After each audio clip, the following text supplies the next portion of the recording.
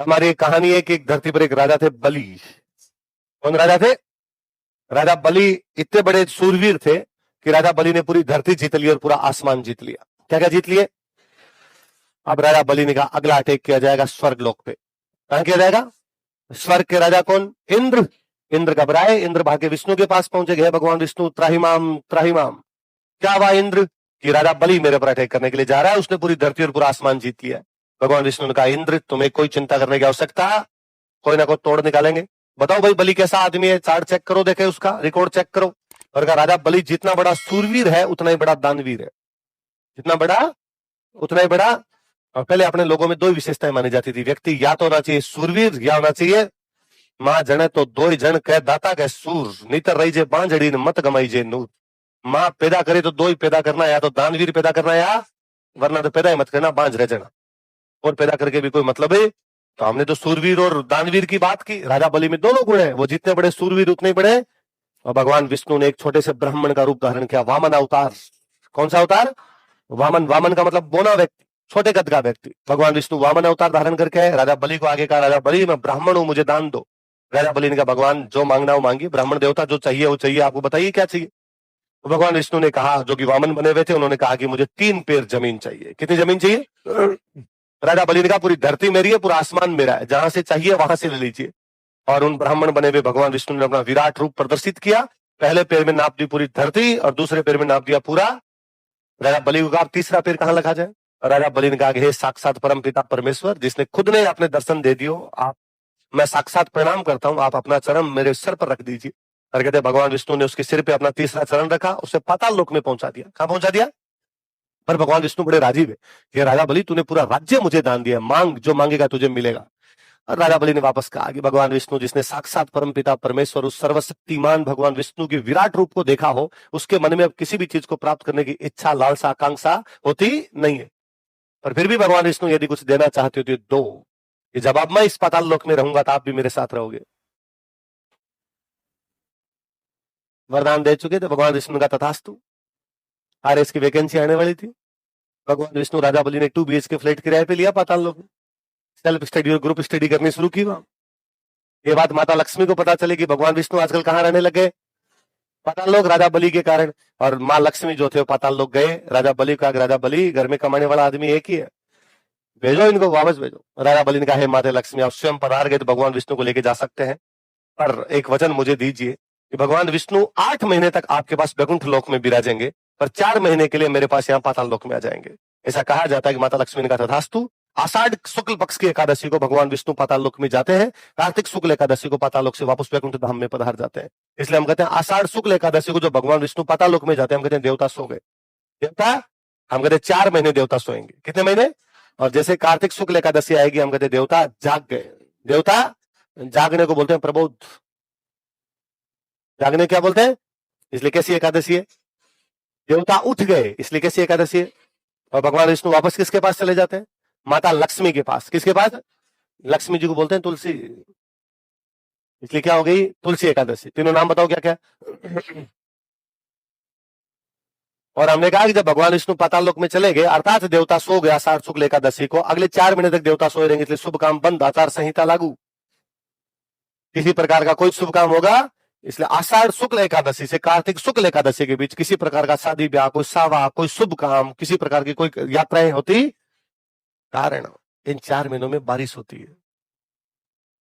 इन 4 महीनों में किसान या गांव के लोग खेत का काम करते, त्योहार मनाते हैं। खेत का काम आया हुआ था, फिर त्योहार मनाने या शादी ब्याह करने या शुभ काम के लिए कोई काम करना, उसके लिए क्या चाहिए? पैसा कब आएगा? जब फसलें कट जाएगी। कट जाती है कार्तिक शुक्ल एकादशी तक फसलें। आपके पास दिवाली के आसपास फसलों कटाई का सीजन होता है अपने, तो फसलें कट जाएगी। आपके पास धन धान्य आएगा, धन धान्य आएगा तो मनाओ त्योहार। घर में टोटा पड़ा हो, घर में दाने नहीं हो तो त्योहार मनाए जाते हैं क्या? घर में भरा पूरा घर होगा, धन धान्य होगा, तभी तो त्योहार मनाए जाएंगे, तभी तो शादी ब्याह होंगे। आपने तभी तक जिस साल अकाल पड़ जाता उस साल ही शादी ब्याह नहीं होते।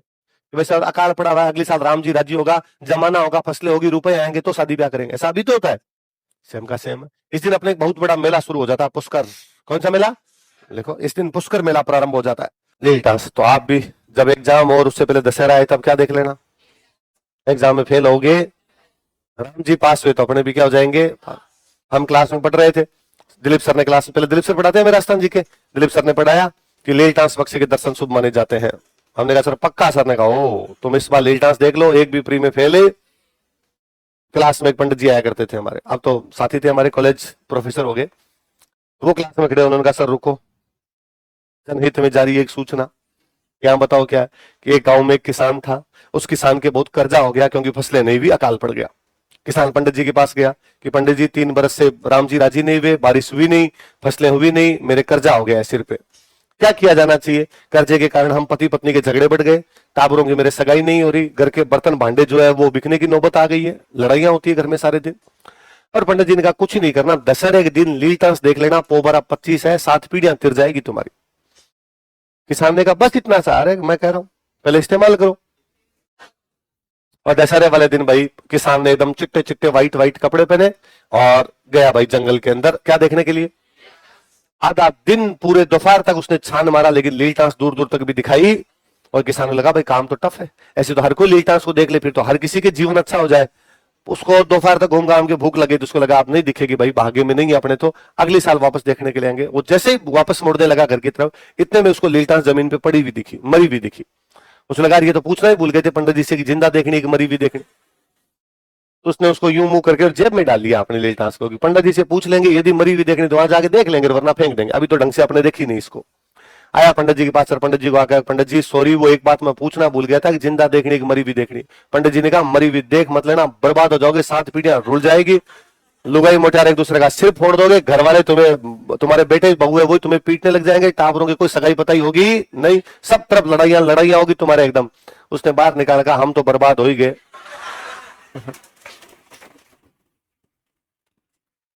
सोचना इसलिए है कि आप कहीं प्री के चक्कर में लीलटास देखने जाओ, आपको मरी भी दिख जाए, आप वापस मेरे पास ले आओ, मुझे दिखा दो, है अपने भले दिन चल रहे हैं भाई साहब, है ना, अपनी लीलटास देख चुके हैं, अपने पहले जिंदा देख चुके हैं, इसलिए भले दिन आए, इसलिए इस प्रकार का कोई कार्य होना, तुम भी देखो तो कैसी देखनी है। कहते भगवान कृष्ण ने इसी दिन रास रचाया था, रास रचाया था, इसलिए कैसी पूर्णिमा हो गई? रास पूर्णिमा। नॉर्मली तो हम इंग्लिश में हर किसी पूर्णिमा को कहते हैं, पूर्णिमा का मतलब क्या? पूरा, पूर्ण, पूरा तो इंग्लिश वाले कहते हैं फुल मून, चांद पूरा है भाई, फुल मून है ना। लेकिन 12 महीने में वास्तव में किसी दिन फुल मून होता है तो वो आश्विन पूर्णिमा है। वो कौन सी है? कहते हैं इस दिन चांद एकदम पूरा होता है, चांद अपनी पूरी कलाओं से सुशोभित होता है उस दिन, और ऐसा मानते हैं कि उस दिन चांद की चांदनी से अमृत बरसता है। क्या बरसता है? क्या बरसता है? किससे? चांद की चांदनी से अमृत बरसता है। यदि इसलिए उस दिन खीर बना के छत पर रख दिया जाता है, चांद की चांदनी में रख दी जाती है, वो जो अमृत बरसेगा वो किस में चला जाएगा? खीर में। और अगले दिन यदि आप वो खीर खा लेते हो तो आपकी आंखों की रोशनी तेज होती है। जिन जिनके चश्मे लगे हुए हैं पहले इस्तेमाल करें, और जिनके चश्मे नहीं लगे हुए वो कम खाएं ताकि डोबे फट के बाहर ना आ जाए। इस दिन 2 बड़े महोत्सव होते हैं, 2 बड़े मेले होते हैं भाई। कौन कौन से 2 बताओ? देखे, मारवाड़ महोत्सव तो कहां पे? जोधपुर। मीरा महोत्सव कहां पे? अष्टमी क्या बोलते हैं? अहोई अष्टमी। करवा चौथ पर पति की लंबी उम्र की कामना के लिए व्रत किया जाता है। अहोई अष्टमी को संतान की लंबी उम्र की कामना के लिए व्रत किया जाता है। किसके लिए बताओ? संतान की लंबी उम्र की कामना के लिए। कुल मिला के मम्मी पहले भूखी रहे पापा के लिए, फिर मम्मी भूखी रहे औलाद के लिए। एक हो गया करवा चौथ, और एक कौन सी हो गई? अहोई अष्टमी। तो अहोई अष्टमी का व्रत क्यों किया जाता है बताओ? संतान की लंबी उम्र की काम। हालांकि आप किसी बुक बुक में पढ़ लेंगे तो उसमें लिखा आएगा कि महिलाएं लड़कों की लंबी उम्र के लिए व्रत रखती है। किसके लिए? मैं इसलिए संतान लिखवा देता हूं, लड़कियां नाराज नहीं हो जाए। फालतू में क्लास में विरोध कर दे, सर क्या तरीका है, पितर सदात्मक सोच के पुरुष ऐसे कैसे कर सकता है? तो आपने थोड़ा साइड लाइन ले लेते हैं, बीच में लिखवा दिया, क्या लिखवा दिया? संतान। पर लड़कियों इसमें तुम्हें नाराज होने की कोई आवश्यकता, यदि लड़का भी लिखवा दिया जाए तो भी तुम्हें नाराज होना, तुम ये नहीं कह सकती भेदभाव है सर, लड़कियों की लंबी उम्र के लिए क्यों नहीं किया जाता? क्योंकि यदि आप देखोगे तो भारत में महिलाओं की औसत आयु पुरुषों से 5 साल ज्यादा है, तो महिलाएं ज्यादा ही जीती है। तो व्रत किसके लिए किया जाएगा? जो कम जीता उसके लिए, ज्यादा जीता उसके लिए। अच्छा फिर दूसरा सोचो, जब युद्धकालीन समाज था, जब समाज में युद्ध हुआ करते थे, युद्ध लड़ने के लिए पुरुष जाता है महिला? तो मरने की संभावना पुरुष की एक महिला की? एक माँ का बेटा युद्ध लड़ने के लिए गया हुआ तो माँ किसकी लंबी उम्र की दुआएं मांगेगी? बेटे के लिए दुआएं मांगेगी, तो बस बेटे के लिए दुआएं मांगी। बेटी घर में ही बैठी थी तो उसको कोई खतरा? इसलिए गांव में कहते हैं कि बाई ने तो गोई रोई को नहीं खा। गोयरा समझते हो? गोयरा क्या होता है? गोयरा सांप, सांप, सांप का एक प्रकार होता है ना, तो कि बाई ने तो गोई रोई गुण खा, मतलब भाई को तो सांप भी खाएगा, क्योंकि भाई घर से बाहर जाती, पर समय बदला। आजकल भाइयां घर से बाहर जाने लगी। पहले घर वाले तुम्हारी चिंता कम करते, अब घर वालों को तुम्हारी चिंता ज्यादा है। जैसे शाम वाले जो बैच होते हैं 7 बजे क्लासें ऑफ होती है जिन क्लासों की, अब 7 के, या तुम्हारे वाले भी बैच मान लो कि किसी 7 बजे किसी बच्ची के घर पहुंचने का, पीजी पहुंचने का समय 7:15 है, किसी का 7:30 है, किसी का 7:45 बजे, जितना दूर होगा वैसे पहुंचेगी। अब मान लो किसी बच्ची के पीजी पहुंचने का समय 7:30 है, और यदि वो 7:45 तक भी नहीं पहुंची तो घर वाले हमारे पास फोन कर देते हैं, आज क्लास लेट छुट्टी थी क्या, एक्स्ट्रा क्लास हुई थी क्या, सर ने रोक लिया था क्या, कॉपी वॉपी चेक करने लग गए थे क्या, कार्ड चेक हुए थे क्या, उसकी सहेली आई थी क्या, देखो यहीं बैठी है क्या, 100 प्रकार के सवाल होते। लड़का 3 दिन घर ना जाए, न घर वालों को पता चलता है ना हमें पता चलता है, इवन लड़कियों को भी नहीं पता था मैं कहां हूं, वो घूम घाम के वापस आ जाता है। कोई ज्यादा लोड लेते, समय बदल गया, अब तुम्हारे पक्ष में, इसलिए इसमें नाराज होने की आवश्यकता है। तो लड़कों के लिए वर्त, लेकिन फिर भी अपने लिखा है क्या है, पर इसको पढ़ते समय तुम मन ही मन क्या मानना है। चलो, कहते जब देवताओं और दानवों के बीच में समुद्र मंथन हो रहा था तो इसी दिन ऋषि धनवंतरी पैदा हुए थे। कौन पैदा हुए? और ऋषि धनवंतरी जब बाहर आए तो उनके हाथ में कलश था। क्या था उनके हाथ में? कलश के अंदर धातु थी, धातु मेटल, सोना चांदी हीरे मोती ऐसे मेटल थे अलग अलग। इसलिए इस दिन लोग धातु खरीदना पसंद करते हैं, कहते हैं इस दिन मेटल खरीदा जाए तो शुभ रहता है। तो अक्सर पहले मुझे याद है कि अब धातु खरीदनी है तो धातु क्या खरीदे, तो घरों में बर्तन खरीदते थे। बर्तन किसके बने होंगे? धातु के बने होंगे, तो बर्तन खरीदते। फिर लोगों के पास पैसे है, धीरे धीरे तो गाड़ियां खरीद लेते हैं, पर वो खरीदते धातु ही है। तो धनतेरस का महत्व इसीलिए है। धनवंतरी जो थे वो अपने बहुत बड़े डॉक्टर साहब हुए, इसलिए कभी आप एसएमएस हॉस्पिटल जाओ, ना जाना पड़े, सो सलाम महाराज, निरोगी रखे आपको हमेशा, पर जाओ तो उसके राइट साइड में घुसते जो डिपार्टमेंट है उसका नाम ही क्या है? कौन सा डिपार्टमेंट है? धनवंतरी।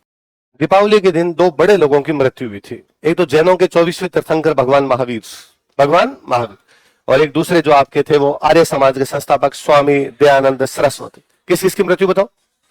स्वामी दयानंद सरस्वती। और पहले भी क्लास में कभी चर्चाएं हुई होगी, हमने बात कर रखी होगी। दयानंद सरस्वती में क्लास में पढ़ाए होंगे, तब मैं लिखवाया होगा दीपावली के दिन मृत्यु हुई थी। और वो भी उनका भी जब आप एंशिएंट पढ़ते हैं तब हम उसके अंदर पढ़ते हैं। एंशिएंट नहीं हुई क्या आपके? एंशिएंट नहीं हुई? एंशिएंट पढ़ेंगे तो मैं बताते हुए, एक संवत होता है पूरा, वीर निर्वाण संवत। तो वीर मतलब महावीर, उनको निर्वाण कब मिला? दीपावली के दिन। कब मिला था? दीपावली। तो दीपावली के दिन 2 लोगों की मृत्यु हुई, बताओ किस किसकी? स्वामी दयानंद सरस्वती। बड़े लोगों की मृत्यु में हम बोलते हैं मोक्ष मिल गई। मोक्ष के लिए एक शब्द निर्वाण। कौन सा शब्द है? तो 2 लोगों का निर्वाण दिवस है, बताओ किस किसका? भगवान महावीर और स्वामी दयानंद सरस्वती। उनका क्या होता है? निर्वाण। निर्वाण समझ गए? निर्वाण का मतलब मोक्ष। देखो, ऐसा कहते हैं कि गोकुल पर एक बार भगवान इंद्र बड़े नाराज हुए और भगवान इंद्र ने गोकुल पर मूसलाधार बारिश शुरू कर दी। इसलिए गोकुल के लोगों को बचाने के लिए भगवान कृष्ण ने गोवर्धन पर्वत को अपनी अनामिका पर, अपनी छोटी अंगुली पर उठा लिया था। गोवर्धन पर्वत से रक्षा हुई, इसलिए हमने किसकी पूजा की? किसने रक्षा की? तो भगवान कृष्ण के मंदिरों में खाना बना के खिलाया जाता है, उसको बोलते हैं अन्नकूट। क्या बोलते हैं? भगवान कृष्ण का एक बड़ा मंदिर अपने नाथ द्वारा में, इसलिए अन्नकूट का बड़ा महोत्सव कहां पर होगा? लिखो अन्नकूट महोत्सव। कहां पर होता है अन्नकूट महोत्सव? नाथ द्वारा। नाथ द्वारा कहां पड़ता है? राजसमंद जिले में। यहाँ आसपास में भील जनजाति रहती है, इसलिए इस अन्नकूट महोत्सव में सबसे अधिक कोई जनजाति बढ़ चढ़कर भाग लेती है तो कौन सी है? वहां चावल बनते हैं, भील उसको अपनी झोली में डाल डाल के लेके जाते हैं, खूब सारे चावल वहां से लेके जाते हैं, अपने घर लेके जाते हैं, अपनी बहन बेटियों के पास भेजते हैं, रिश्तेदारों के पास भेजते हैं, वो उसको बड़ा आयु सौभाग्यशाली समझते हैं उस प्रसाद के लिए। देखो, इस महोत्सव में भील जनजाति भाग लेती है। इसको एक नाम और यम द्वितीया भी कहते हैं, भाई यमराज की पूजा करते हैं। हालांकि लड़कियां सोचती दोनों एक ही बात है, तो ज्यादा अंतर है। सच में लड़कियों तुम ऐसा सोचती? हे भगवान, हंसी और सब पता चल गया, मन में काला है तुम्हारे। भाइयों को यमराज समझती है तो यमराज होते हैं भाई। छोटा भाई बदमाश होता है, बड़ा भाई बदमाश होता है। छोटा, सच में मैं हर बैच में लड़कियां छोटे क्यों, छोटा भाई ऐसा क्या करता है तो बदमाश है, और बड़ा नहीं होता है? छोटा ज्यादा शैतानी करता है। चलो बच गया मैं। क्या क्या नाम बताओ देखे? भाई दूज और यम द्वितीया, 5 एक साथ। धनतेरस, रूप चौदस, दिवाली, गोवर्धन, भाई दूज। कृष्ण ने इसी दिन गाय चराई थी पहली बार, गोप बने थे वो। क्या बने थे? गोप बने, इसलिए अष्टमी कौन सी हो गई? गोपाष्टमी। भगवान कृष्ण पैदा हुए थे भाद्रपद अष्टमी को, राधा जी पैदा हुए थे भाद्रपद शुक्ल अष्टमी को, भगवान कृष्ण ने गाय चराई थी कार्तिक शुक्ल अष्टमी को। कब चराई थी? अपने वालों को ये तो पता था कि आंवले में विटामिन सी होता है, और विटामिन सी लेना जरूरी है। अब डेली तो कहां से खाते, इसलिए एक दिन फिक्स कर लिया कि दिवाली के 9 दिन बाद में हम क्या खाएंगे? आंवले। आंवले खाने से शरीर स्वस्थ रहेगा या बीमार हो जाएंगे? मतलब शरीर पूर्ण बना रहेगा, किसी प्रकार की कोई कमी आएगी नहीं। और पूर्ण को बोलते हैं अक्षय। क्या बोलते हैं? अक्षय का मतलब होता है पूरा, अक्षय का मतलब क्या होता है पूरा, इसलिए अक्षय नवमी।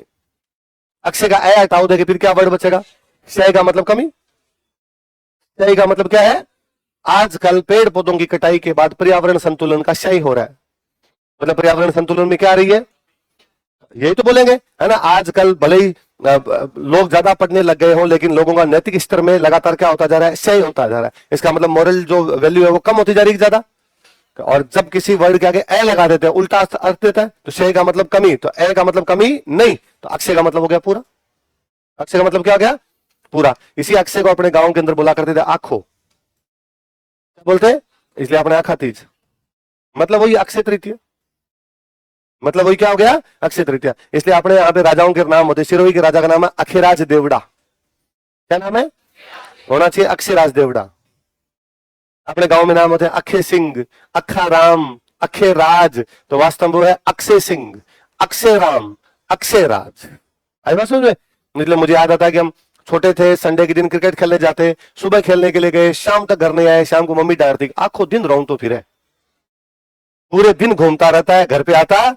इसलिए रामदेव जी के भजन में लाइनें आती है, थाने तो ध्यावे आखो मारवाड़ जी, आखो गुजरात जी।